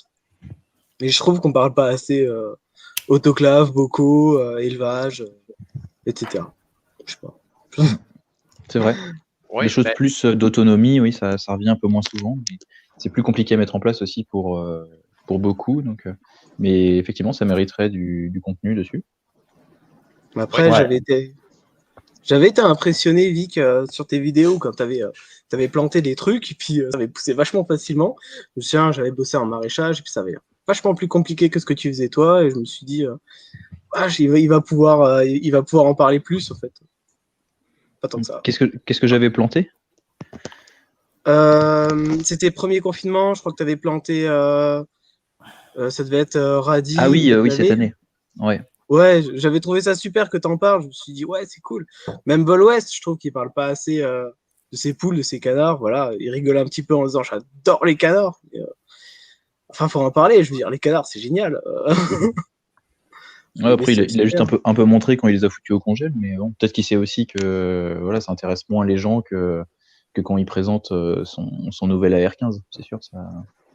Ouais, je Ça suis fait moins de vues. totalement d'accord. Je suis totalement d'accord, ça fait moins de vues. Et je pense qu'à arriver à un certain niveau, voilà, les armes, on en a tous. Je sais pas. Ouais, c'est vrai que c'est moins vendeur, hein, c'est beaucoup moins vendeur. Mais Pascal, il a fait quand même pas mal de vidéos avec ses indirects live où on suivait Ouais. la progression des poules. Il nous a fait son poulailler aussi. Je veux dire, il y a eu quand même pas mal de vidéos. Vic aussi en a fait. Moi, de mon côté, j'en ai pas fait. J'ai fait mes premiers tests de plantation ici cet été. Voilà, et puis je suis prêt pour l'année prochaine. Mais un peu, tu as raison, c'est quelque chose qu'on met peut-être pas assez en avant aussi. Peut-être parce que ça va moins intéresser de voir pousser les tomates. Voilà, je sais pas. Mais c'est vrai qu'effectivement, il y avait une question de, je vous mets là, de tout essai, j'ai un potager, ça suffit pas, il faut de la viande. Avez-vous des solutions? Le gibier est rare, le lapin et le lapin élevé, il faut le tuer. Je ne parle même pas du veau, de futures vidéos. L'apport en protéines, justement. Parce que bon, c'est oui, cette partie-là, cette partie végétale, cette partie plantation, mais il y a cet aspect aussi protéines aussi. Ça donne quoi, messieurs, pour vos préparations? Alors moi, j'avais un filet électrique. Je me suis retrouvé avec un filet électrique posé comme ça pour mes bestioles. J'ai réussi à coincer en 2 mois un chevreuil et un lièvre parce que les chasseurs ont abattu dans la forêt. Je me suis retrouvé avec des bestioles coincées dedans. Après, bon, bah, j'ai des lapins, j'ai des poulets, j'ai des canards. Je conseille les canards parce que ça résiste à tout, ça résiste aux maladies, ça résiste aux prédateurs, à tout, quoi. Je veux dire. Ouais, ça On fait a eu pas trop de bruit. Ça fait pas trop de bruit. Ça cuine pas trop tes canards là. Eh ben, en fait, non. Il y a plusieurs variétés de canards et ben, j'ai du Barbary et du Mulard. Donc le Barbary, il fait et puis Mulard, il y en a quelques-uns qui font coin-coin, mais ils sont rares. Alors après, je pense que ça dépend des variétés et j'ai l'impression que ouais, il y a des variétés qui causent tout le temps, mais généralement, les canards, ils font moins de bruit que les poules. Puis bon, bah comme dit, je veux dire, j'ai déjà eu une canne qui se fait attaquer par la fuine, qui a résisté. Ils se font pas attaquer par les buses et j'ai eu une canne qui a résisté aussi à une attaque de renard. Alors on a l'impression qu'on avait roulé dessus avec le camion, quoi. La pauvre bête, on a dû la tuer après parce qu'elle était en mauvais état, mais bon, elle résiste à tout, quoi. C'est pareil, ça résiste à toutes les maladies, ça résiste aux aux parasites, etc. Je trouve que les canards, c'est génial, quoi. Alors après, il y a tout le monde qui râle parce que les canards, c'est porteur sain de salmonelle. Vaut mieux avoir un porteur sain qu'un porteur mort.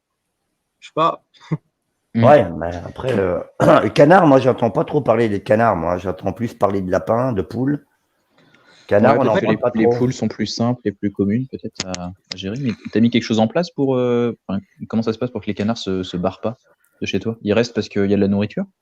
Comment ça marche? Alors en fait, j'ai beaucoup plus de problèmes avec les lapins et les poules qu'avec les canards, parce que les canards, ils restent en bande. Et du coup, quand les cannes arrivent à voler, et ben en fait, elles restent quand même proches de la bande. Après, toutes les attaques que j'ai eues, c'est toujours le même problème. C'est une canne qui s'envole, elle se pose au-dessus du poulailler, dans un arbre ou j'en sais rien quoi. Quand je rentre mes volailles, et ben je le vois pas. Et puis après, elle redescend, elle va devant le poulailler et puis elle se fait attaquer. Généralement, tu la retrouves le lendemain matin, et puis des fois, tu la retrouves le lendemain matin avec tout plein de sang parce qu'elle s'est fait attaquer par la fouine. Puis en fait, elle va manger, elle va boire. 2 jours plus tard, elle est de nouveau normale comme toutes les autres. Alors que les poules, quand tu as une fouine qui rentre dans le poulailler, tu as 10 poules de mortes, quoi. C'est horrible. Non, Ouais, mais les canards, question con, les canards, ils peuvent se barrer, ils peuvent voler, les canards, non? Ben, les cannes peuvent voler, les canards pas. Et après, enfin, si, au bout d'un moment, au bout de je crois 1 an, quelque chose comme ça, ils commencent un peu à voler. Après, tu prends le couteau, je sais pas, moi j'ai toujours le morat dans le dos, hein. Tu coupes les plumes d'une aile, juste les plumes, hein. Enfin, faut pas besoin d'abîmer la bestiole. Et puis du coup, comme elle est déséquilibrée, elle n'arrive plus à voler. Ouais, c'est un peu le même principe que les poules. Mais, Ouais, c'est ce que je me disais, ouais, c'est pareil. moi, Ok. je suis plus poule et lapin que canard. Après, Ben, le lapin, c'est excellent, mais moi, j'avais énormément de pertes avec les canards, et puis finalement, j'ai réussi, en me baladant sur Internet, à avoir le numéro de téléphone d'un technicien au niveau des lapins alsaciens qui m'a donné des super conseils. Je peux retransmettre les conseils. Si jamais vous avez des lapins, il y a 85% des morts au niveau des lapins. C'est au niveau de la nourriture. Donc, faut leur donner du verre, mais pas en grosse quantité. Parce que si jamais ça fermente, ça tue le lapin. Et si jamais il n'y en a pas, eh ben ils ont une carence en vitamine B, ils n'arrivent pas à digérer l'orge, et puis du coup, ils attrapent la chiasse et ils crèvent. Si jamais on leur met l'orge, c'est très bien. C'est avec ça qu'ils ont quasiment toutes les protéines. Puis c'est très énergétique. Alors du coup, comme c'est très énergétique, ils en mangent peu. Et du coup, comme ils en mangent peu, et ben c'est plus, on a moins besoin d'en stocker, quoi. Il faut éviter les granulés à la luzerne parce que quand ils font les granulés, ils les cuisent beaucoup trop fort. Et du coup, les petits lapins, au moment du sevrage, etc., ils n'arrivent pas à les digérer. Puis du coup, ils attrapent le gros ventre, la coccidiose, et ils crèvent. Donc voilà, orge, comment ça s'appelle, le ver. Il faut donner des graines de tournesol aux femelles parce que dedans, il y a toutes les vitamines AD3E. Et on peut leur donner du son de blé pour avoir encore un complément de protéines. Après, beaucoup de foin, évidemment. Mais sans ça, vous allez avoir beaucoup de pertes et beaucoup de morts. merde, j'avais coupé mon micro, moi. Ouais, il y a quand même pas mal de boulot. Je suis en train de parler tout seul, moi. Il y a quand même pas mal de boulot, ouais, pour les canards. Ah, ça, c'était les lapins. Là, je parlais des lapins. Ah, mais moi, j'étais resté sur les canards, moi. Je dis, putain, le machin, il bouffe, hein. Attends. Ah non, les canards, c'est super pratique. On les prend, on les laisse. Et puis, si jamais, déjà, ça broute tout et n'importe quoi. Ça peut te bouffer. Si jamais tu mets, je sais pas, à côté d'un tilleul, ça bouffe le tilleul. Si jamais tu mets de l'herbe, ça bouffe de l'herbe. Si jamais tu leur mets, je fais un mélange de grains, quoi. Donc, blé entier. Je récupère le maïs, je le sépare, enfin, je le trie. Donc, d'un côté, j'ai le maïs qui a cassé, je le mets au canard quand ils grandissent. Et puis, le maïs entier, j'utilise pour me faire un peu de foie gras. Ouais. Et ils font pas de dégâts sur le potager, les canards? Alors, ce que j'ai cru comprendre, j'ai pas testé. Donc, c'est des on-dit. Les canards coureurs indiens, je sais pas s'ils sont muets, je pense pas. Eux, ils feraient pas de dégâts sur le potager et en fait, ils permettraient de manger tous les nuisibles. Enfin, ça, je sais pas. Par contre, pour les mulards et les barbaries, je les mettrai pas dans le potager. Ouais, ils vont tout défoncer. Ouais. Le pire, c'est les oies. Ah putain, c'est sagnac, ça, les oies. Eh ben, les oies, j'en ai eu beaucoup. Et je peux pas dire que je me suis déjà fait pincer par une oie. Après, c'est les coups d'aile. Hein. Je veux dire, on les attrape, elles se débattent et ça fait mal. Les canards encore plus mal que les oies, même si on n'a pas l'impression. Et ouais, je me suis jamais fait pincer par un canard, je me suis jamais fait pincer par une oie, je me suis déjà fait becter par une poule.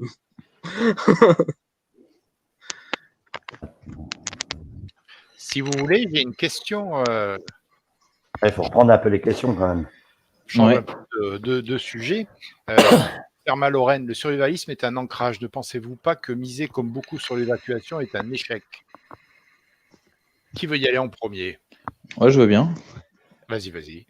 Pour moi, c'est clair dès le départ. L'évacuation, c'est vraiment le dernier recours quand on n'a pas le choix de quitter le logement. Ça ne peut pas être une stratégie à toutes les situations et le plan A. C'est vraiment que si je sais pas, ta baraque est en feu ou la zone est impraticable, que tu vas être obligé de quitter ton logement. Sinon, l'évacuation, ça peut pas être une stratégie pour tout et n'importe quoi. C'est vrai que certains misent là-dessus dès le départ en se disant s'il y a ci, il y a ça, je vais habiter dans la forêt 2 semaines et puis on verra après.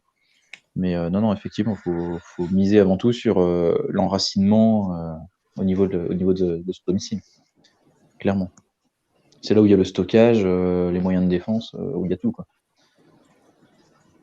Oui, l'évacuation, oui, c'est le danger auquel on pourrait être confronté qui va décider que l'évacuation, c'est une option.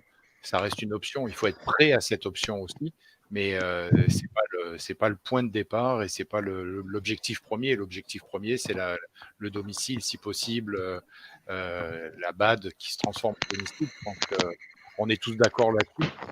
Évacuation, c'est pas forcément un échec. L'évacuation, c'est la situation qui peut nous amener à être obligé de partir. Tu l'as dit, un incendie, un phénomène météo particulier qui fait qu'on est obligé de partir. Mais je pense que là-bas, le domicile avec le matériel, et c'est là où c'est bien d'avoir du matériel qui est transportable aussi. Si jamais on devait, pour une raison X, être obligé peut-être même de déménager sa BAD, c'est un peu ce que tu avais avec le minivan, c'est que tu avais ta BAD mobile finalement, et tu pouvais déplacer ton stock aussi petit soit, tu pouvais le déplacer, l'implanter facilement n'importe où. La BAD mobile comme Batman. Ouais. Pascal, toi? Ouais, je pense que l'évacuation, ouais, c'est le mode, c'est le mode secours, hein, l'évacuation suite à un incendie, comme on a dit et tout ça. Je crois pas trop à l'évacuation pour aller vivre dans les bois et machin, parce que si on en arrive là, c'est qu'il y a vraiment un gros problème sur la planète. Je vois un peu le commentaire de 50 nuances de décès là. Vous pensez pas que l'évacuation avec le gros sac de survie en mode vie dans les bois est un mythe? Moi, je pense que si on commence à vivre dans les bois avec le sac d'évacuation, ouais, franchement, là, il y a un gros problème. Je crois qu'il y a un gros problème sur la planète. Non, l'évacuation, il faut s'y préparer, ouais, pour l'incendie, pour diverses situations. Après, moi, je suis comme vous, hein, je pense que la priorité, c'est l'habitation où on est et la préparation qu'on y a faite. De toute façon, le sac d'évacuation, c'est pas un sac pour aller vivre dans les bois de façon permanente.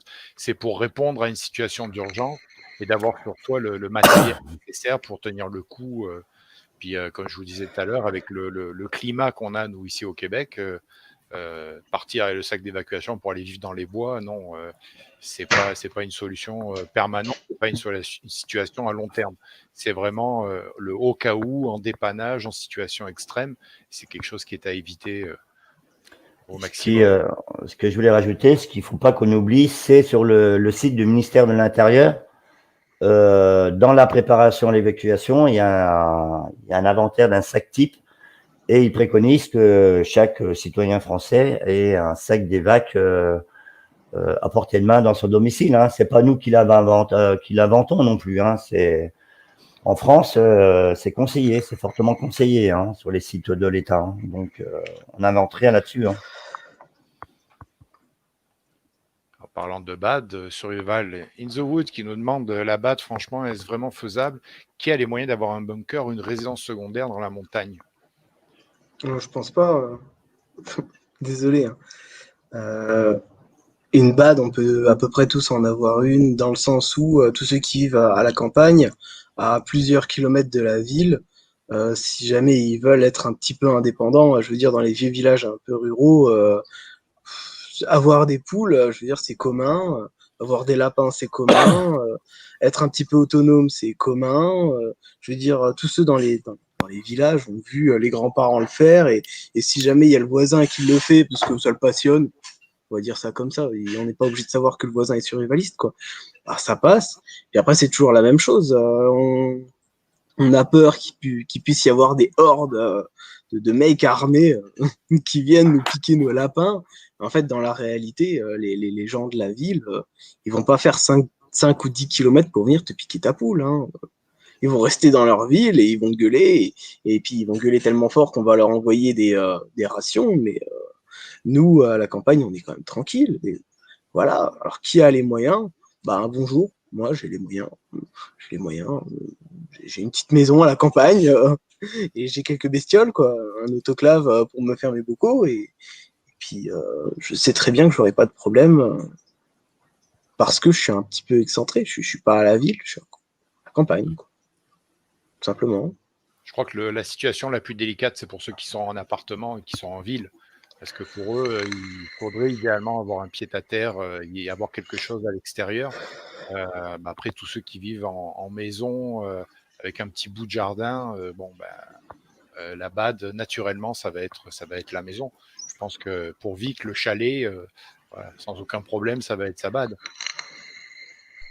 Ouais, bah effectivement, c'est pour ça que je commence à la surnommer la mini-BAD, parce que là, par rapport à la question qui dit qu'effectivement, on n'a pas tous les moyens d'avoir un bunker ou une résidence secondaire dans la montagne, c'est vrai que c'est un peu le cliché de la ferme autonome en tant que résidence secondaire dans laquelle on évacuerait en cas de problème. Pour moi, la BAD, c'est avant tout un concept, et comme nous dit François, on peut tous transformer son habitation comme BAD, effectivement, et être plus résilient au niveau familial. Voilà, moi je trouve que par exemple chez Pascal, voilà, par exemple, ça peut être une bonne BAD, n'empêche, parce qu'il a mis tellement de choses en place depuis des années que n'empêche, il est beaucoup plus résilient et préparé que beaucoup de ses voisins, je pense, autour. Ouais. C'est une forme de BAD finalement. Oui, bah moi, excusez-moi, j'étais parti voir Morphée 2 secondes. Hein.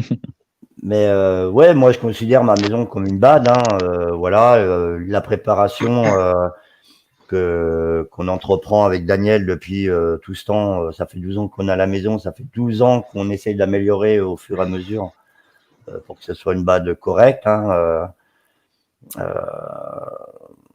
mais après, c'est pareil. Je pense qu'arrive un moment, les gens tu parlais des gens en appart, je pense qu'arrive un moment dans des situations critiques, ils vont s'exfiltrer, enfin, ils vont partir dans leur famille hors de la ville. Hein, de toute façon, ils vont pas rester en ville.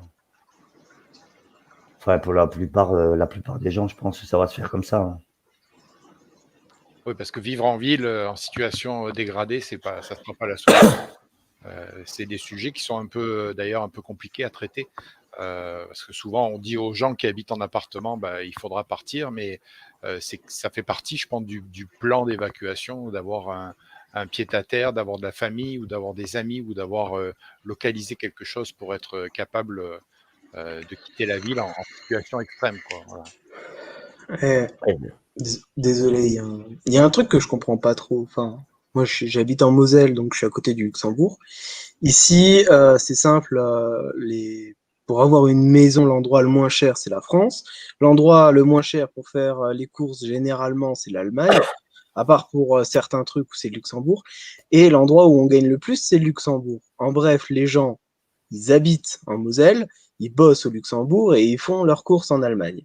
Ça veut dire que plus ou moins tout le monde peut avoir une petite maison, etc. Il y a tous ceux qui vont bosser au Luxembourg, ils habitent pas en appartement, ils habitent dans des maisons et puis ils vont bosser au Luxembourg. Donc Enfin, ça se fait parce qu'il y a toute la région qui le fait. Alors après, c'est encore une fois, il y en a plein. On entend souvent à la radio des gens qui disent qu'ils ont envie de vivre à la campagne parce que c'est pas le même confort de vie. Ils peuvent faire des balades, ils peuvent faire plein de choses. Mais on vous invite à le faire. Enfin. Ouais, mais après, ça dépend.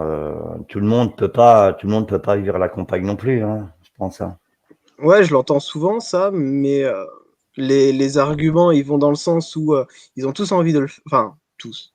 Beaucoup ont envie de le faire. Il y en a énormément qui le font. Je veux dire, nous, c'est toute la région, quoi.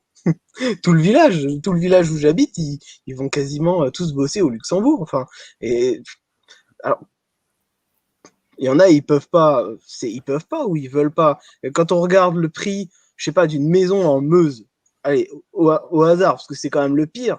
Je veux dire, il y a des maisons de plus de 100 mètres carrés, avec un jardin et tout, on peut les acheter 45, 50 000 balles. À côté de ça, un appartement en ville, ça coûte combien? Enfin, ça dépend de la ville, évidemment. Mais bon, je veux dire, pour 50 000 balles, à Paris, je crois que t'as un placard, quoi. Alors maintenant, la question, c'est on peut pas. Il y a plein de Parisiens qui viennent en Meuse, qui s'achètent une maison à 50, 70 000 balles, et tous les jours, ils prennent le TGV. En 1 heure, ils sont à Paris et ils font leur boulot. Et à côté de ça, ils ont mis 1 heure en TGV, alors que si jamais ils sont de l'autre côté du périph', le temps d'arriver au boulot, ça met aussi 1 heure. Donc au final, ils mettent aussi longtemps, alors qu'en fait, ils habitent à la campagne. Et ils vivent mieux, parce que y a tout qui coûte 3 fois moins cher en Meuse qu'à Paris. En plus de ça, ils ont une maison, un jardin, ils peuvent être autonomes, ils peuvent avoir une bad. Surtout qu'on va pas aller leur voler leurs poules quand ils sont dans la Meuse, quoi. Je veux dire, ils ont du gibier, ils ont tout, ils peuvent tout faire, ils peuvent être survivalistes autant qu'ils veulent, ils peuvent avoir tout en continuant à avoir 1 heure de route pour aller au boulot et puis bosser à Paris, quoi. Ça va dépendre aussi de la situation familiale de chacun, de son job, de son budget, parce que bon, tu peux, par rapport à ton travail, il y a plein d'éléments qui rentrent en ligne de compte. Puis après, il y a la volonté de le faire ou pas. Je précise juste comme ça en passant, il reste à peu près 15 minutes de live. Donc, si vous avez des questions, allez-y, c'est le bon moment. Les gens peuvent monter, hein. Remets le lien, mon ami, là. Et les gens, ils peuvent monter, hein. Il me semble que j'avais vu passer 50 nuances de décès. Si on aurait pu monter un peu voir. Je crois que j'ai vu Pierre Rioux aussi, qui était dans le coin. Je ne sais pas s'il a envie de monter nous voir aussi.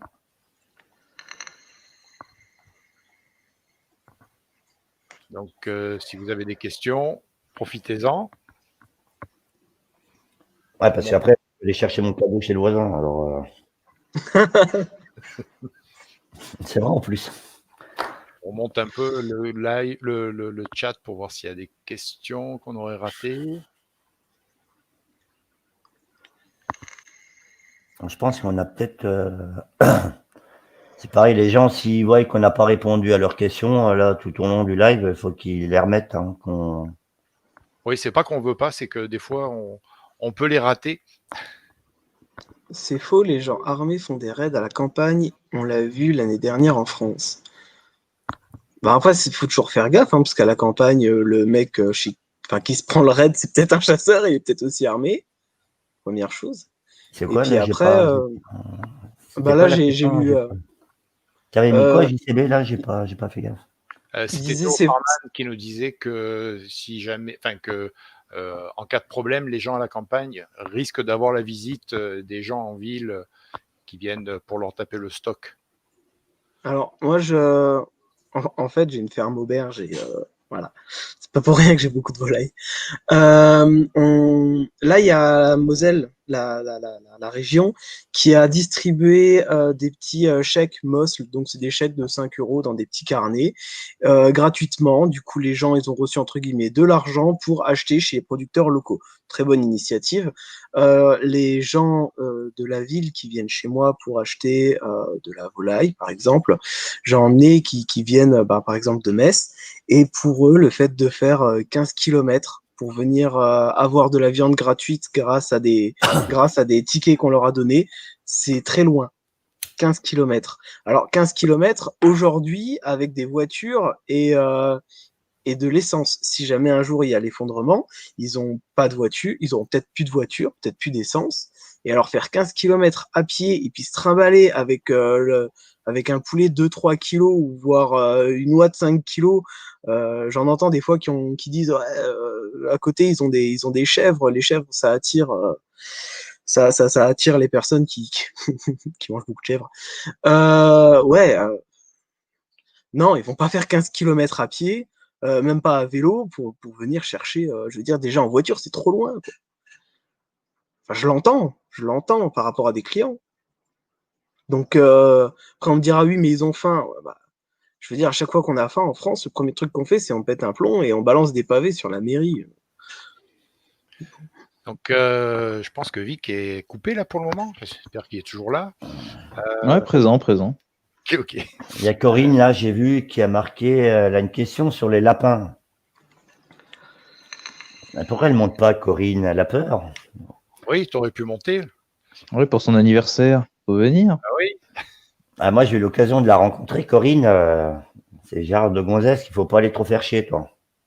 Ah, j'y remets le lien si tu veux monter. N'est-ce pas, Corinne? Faut pas trop aller te faire chier, autrement tu coupes le courant de la baraque.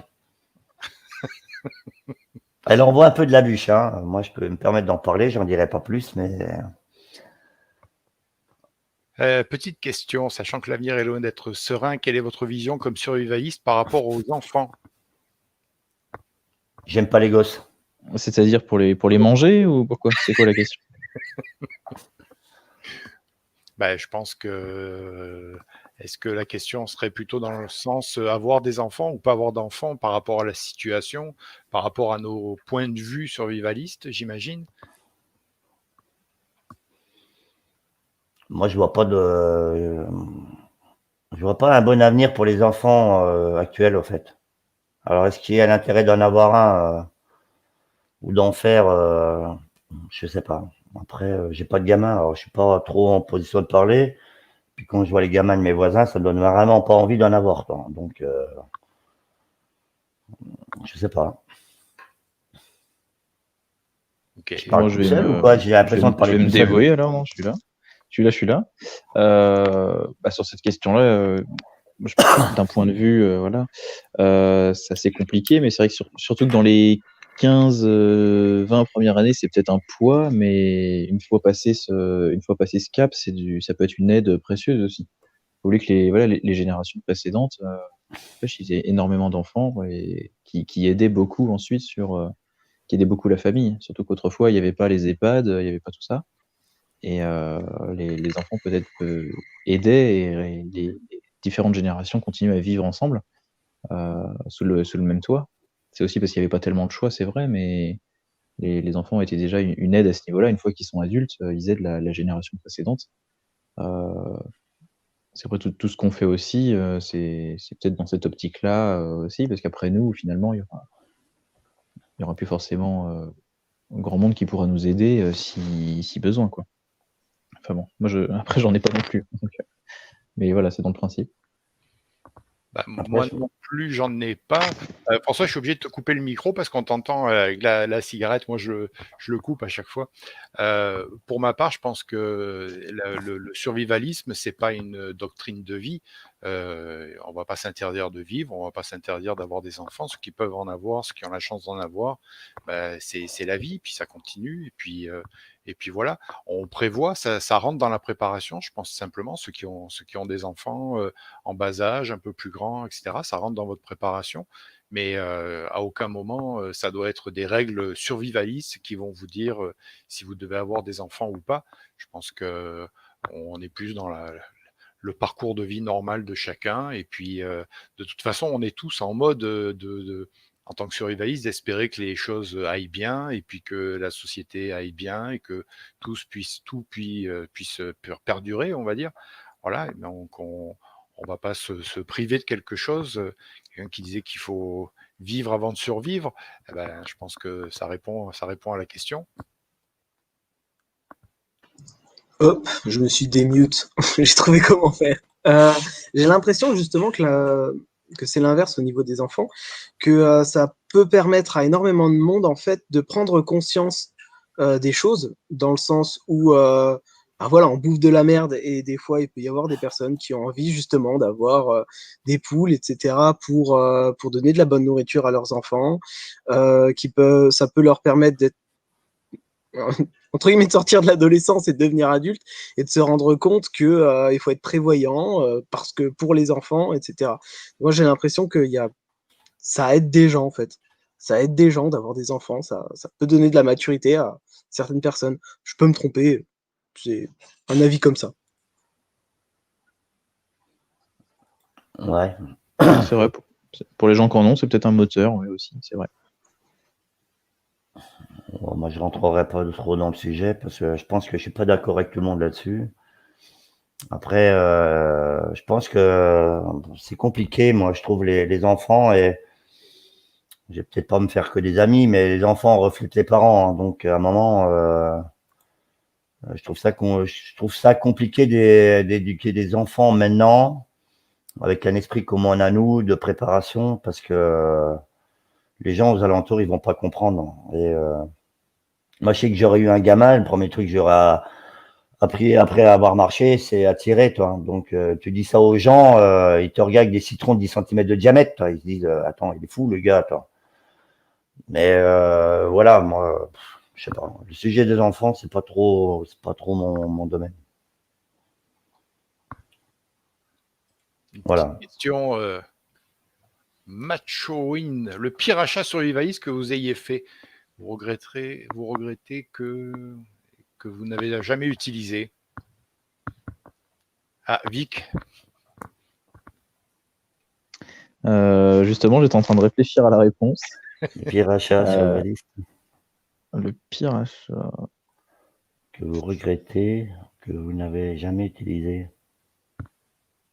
J'essaye de réfléchir J'ai envie largement. de dire, j'ai envie de dire le Bob à la con qui est absolument pas logique dans le fait de se dire je vais évacuer alors qu'en fait toute mon autonomie je l'ai ici, je peux pas transporter mes bocaux, je peux pas transporter tout ce qu'il faut pour que je survive et j'ai vraiment l'impression d'avoir acheté au départ un Bob à la con avec plein de trucs totalement inutiles, des conneries, des trucs des trucs qui serviront jamais, qui de toute manière, même si je devais évacuer et aller vivre en forêt, je les prendrais pas.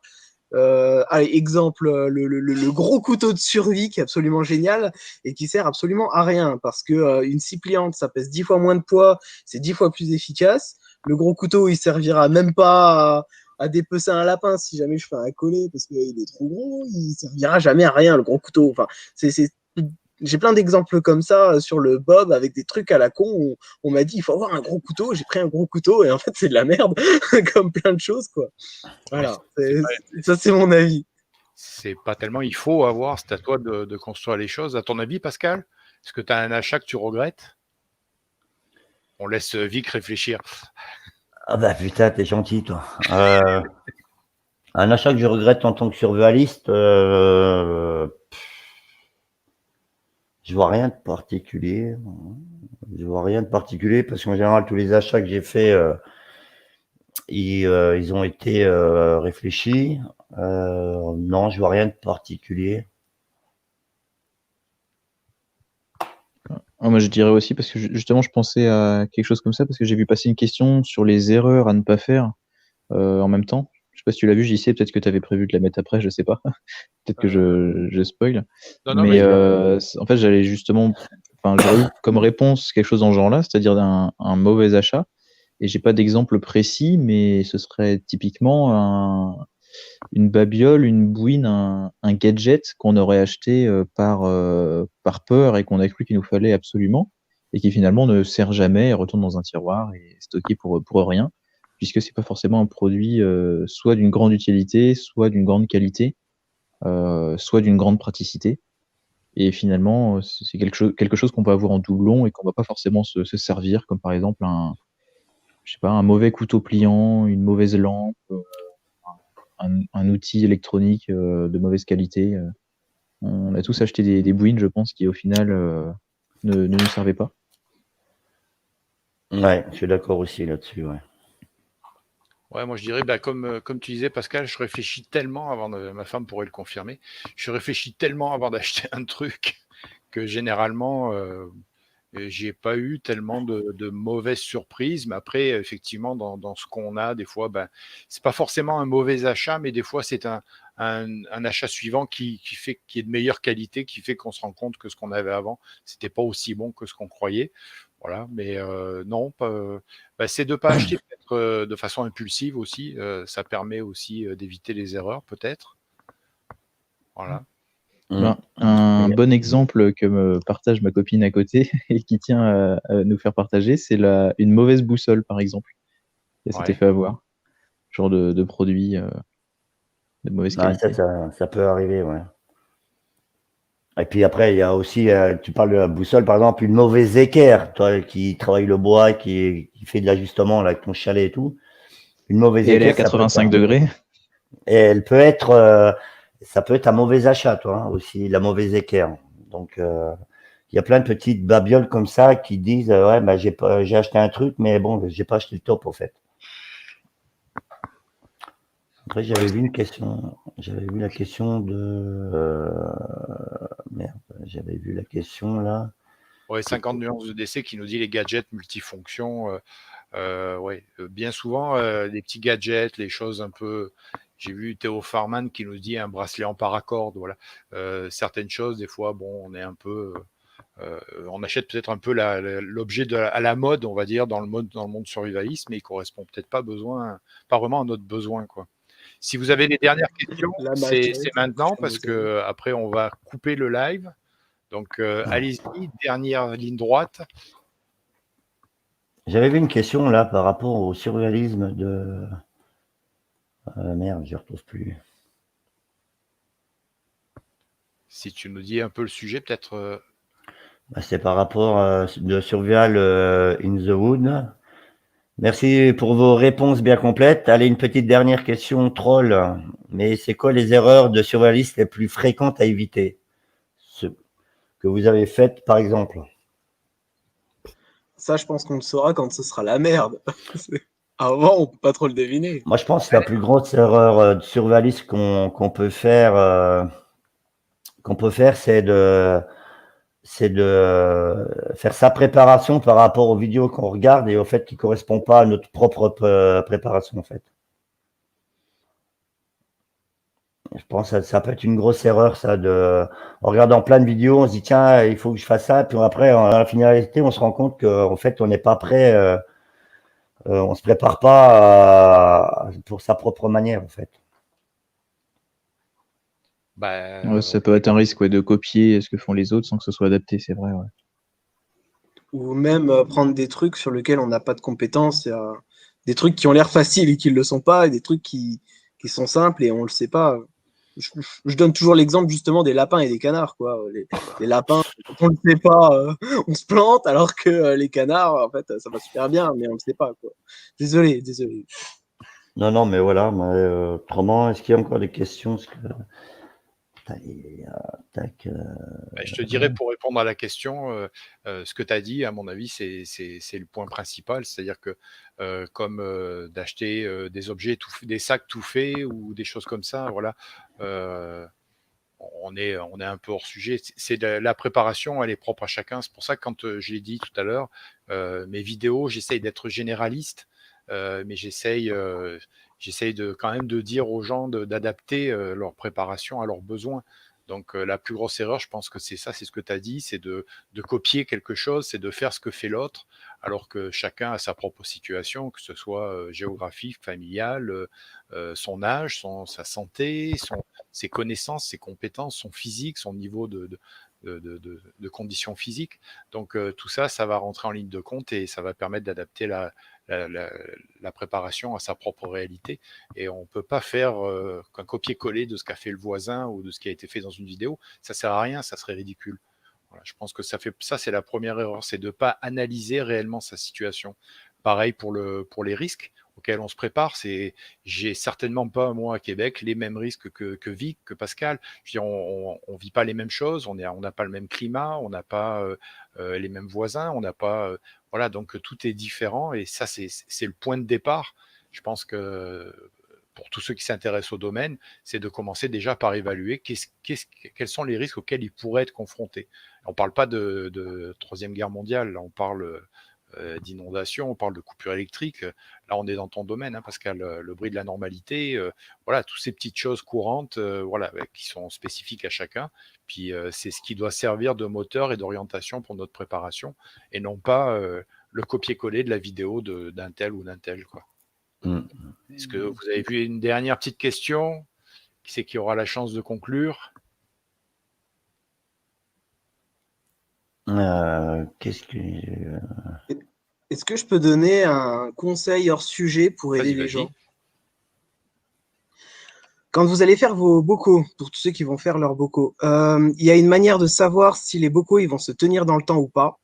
Et aussi, tant qu'à faire, éviter que vous chopiez le botulisme et que vous creviez.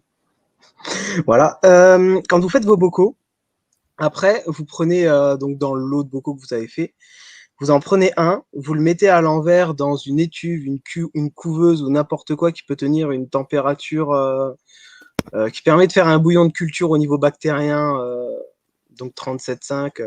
Au pire, si jamais c'est dans la bagnole, voilà, j'en sais rien. Et donc vous mettez le bocal à l'envers sur du papier absorbant. Et en fait, si jamais il y a des bactéries dans le bocal, elles vont se multiplier grâce à la température qui sera adéquate.